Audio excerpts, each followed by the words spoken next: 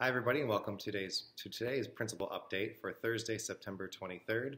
I'm joined here today with our pastor and our spiritual leader, Father Justin. So thank you, Father, for joining us today. Welcome. Today we're going to do our teacher feature a little bit differently because not only a teacher of the children, but a teacher of our entire flock, the teacher of our parish, Father Justin. So we do have some new families that would like to get to know Father Justin a little bit better. So let's just start off by telling us a little bit about yourself. Well, I'm a person who is not from Ohio. I was actually born in Pennsylvania and lived in Pennsylvania until I came to the monastery as a young man. And so I have been in Cleveland now for 31 years. So I've reached the point in my life where I've lived more of my life here than I did where I was born in Pennsylvania. That's pretty interesting. So do you still have a lot of family in Pennsylvania? Mostly cousins and my siblings. Okay, so it's probably nice to get away and get to visit them during the holidays. It okay. is. So I know there's many different saints out there that have an impact on your life, but which saint stands out to you as like your favorite? Well, I have a lot of favorites, but if there's one that really resonates with me since the time of my childhood would be St. Anthony of Padua. And we have St. Anthony of Padua. If you look in church, in the back of church, you'll see him, and he holds the baby Jesus in his hands, and he's dressed like a Franciscan.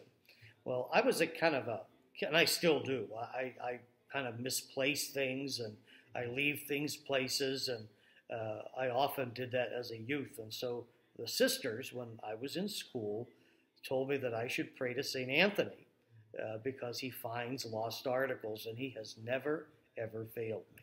Yeah, and that's something that I grew up too, praying to St. Anthony for losing things, and you never expect to find things in the most unusual places, but he definitely does help you find lost articles, definitely.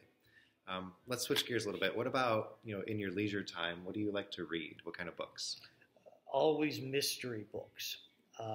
My grandfather, when I was a little boy, introduced me to mysteries, and we would talk about them together. And I even subscribe to a mystery magazine that I read all the time. I've been a subscriber for over 20 years to this. Wow. And I also watch on television, different detective shows, and I have ones on a DVD that I could watch if I wanted to. People bought me for Christmas, so it's kind of, I like to see who done it. Oh. The worst thing to tell me is that I will never find out who did something. I always find out who did. Well, there we go. So let that be a lesson to everybody. So besides, reading your mystery novels, what do you like to do, like as a hobby? Well, two things. One is that I like to, I did go antiquing. I like to see antiques, especially valuable things. If I could go, there's not much I can buy out of it, but I always like to see these things and see them preserved and made new again.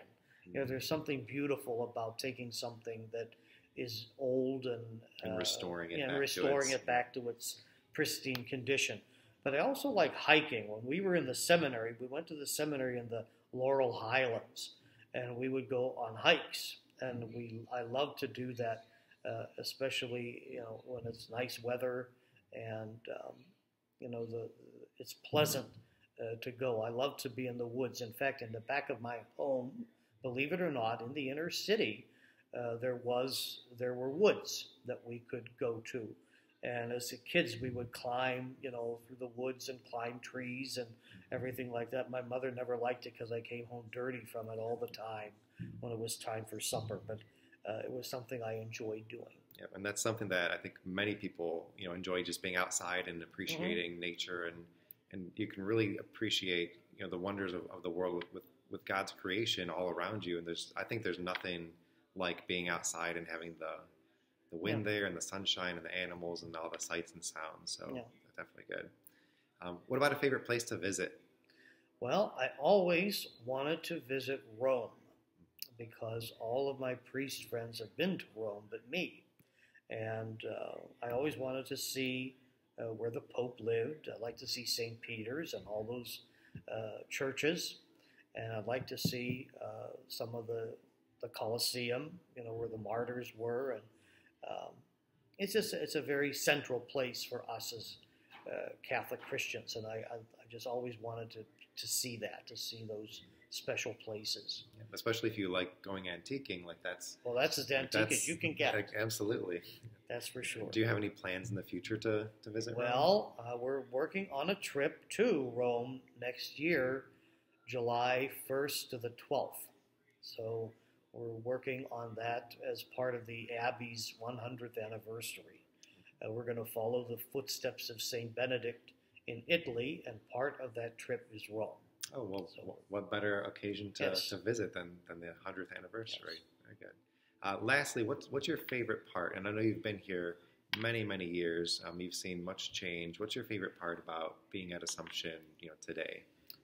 Offering the sacraments and offering Mass for the many different groups of people who come here as a spiritual oasis. Many people come seeking something. Everybody who comes to church comes seeking something. And, with each Mass, it's a different group of people. Every day is different. You don't know who you're going to encounter, in the course of a day. And, they say sometimes Jesus comes in disguise. Well, I'm sure that he has come through Assumption many, many times. And so it's part of that, the offering of Mass, the sacraments, talking to people, putting them on the right path, calming them down, so that they can think, often for themselves, what's the right thing to do. Right. That would probably be my best and thing. That's doing God's work, and you're definitely doing a great job at that. Well, thank you. Well, thank you for sitting down with us today, and I think it lets people see that you're not just a person that stands up at the altar, and we don't have any exposure, don't get to know you. Father Justin's, we're here in the broadcast studio at St. Alfred the Great at Assumption Academy, and when we're done here, he's going to go around like he does every Thursday and visit with the children in the classrooms. And it's really good and special for the students to be able to see him and relate to him and talk to him. And that's something that you don't get at every parish. So we are definitely blessed to have Father Justin as our pastor. So for Mr. K and Father Justin, we want to say thank you and God bless, and we'll see you next week. Okay, have a good day.